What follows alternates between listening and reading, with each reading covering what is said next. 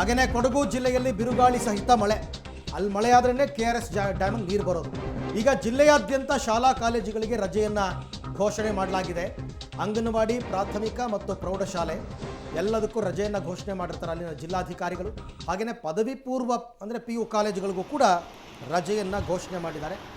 ಬಿರುಗಾಳಿ ಸಹಿತ ಮಳೆ, ಗಂಟೆಗೆ 30 ರಿಂದ 40 ಕಿಲೋಮೀಟರ್ ಸ್ಪೀಡಲ್ಲಿ ಅದರ ಎಫೆಕ್ಟ್ ನಿಮಗೆ ಕುಶಾಲನಗರದಿಂದನೇ ಶುರುವಾಗುತ್ತೆ. ಕುಶಾಲನಗರದಿಂದ ನೀವು ಮಡಿಕೇರಿಗೆ ಹೋಗೋ ಅಷ್ಟೊತ್ತಿಗೆ ಕಾರಲ್ಲಿ ಸಾಕು ಅನ್ನಿಸ್ಬಿಡುತ್ತೆ.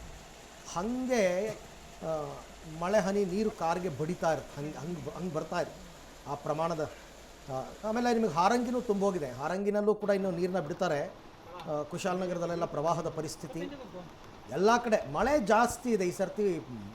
ಮುಂಗಾರು ಅವಧಿ ಪೂರ್ವವಾಗಿ ಶುರುವಾಗಿದ್ದಾಗ ಅವಾಗ ಮಲೆನಾಡು ಭಾಗದಲ್ಲಿ ಹೇಗಿದೆ ಹಾಗಾದ್ರೆ ಸ್ಥಿತಿ? ಡೀಟೇಲ್ಸ್ ನೋಡ್ತಾ ಹೋಗೋಣ. ಭಾರಿ ಮಳೆ ಮಲೆನಾಡು ಭಾಗದಲ್ಲಿ ಕೂಡ ಆಗ್ತಾ ಇದೆ. ತುಂಗಭದ್ರಾ ನದಿ ಪಾತ್ರದಲ್ಲಿ ಪ್ರವಾಹದ ಭೀತಿ ಶುರುವಾಗಿದೆ. ಹಂಪಿಯ ಕೆಲ ಸ್ಮಾರಕಗಳು ಕೂಡ ಮುಳುಗಡೆಯಾಗಿದೆ.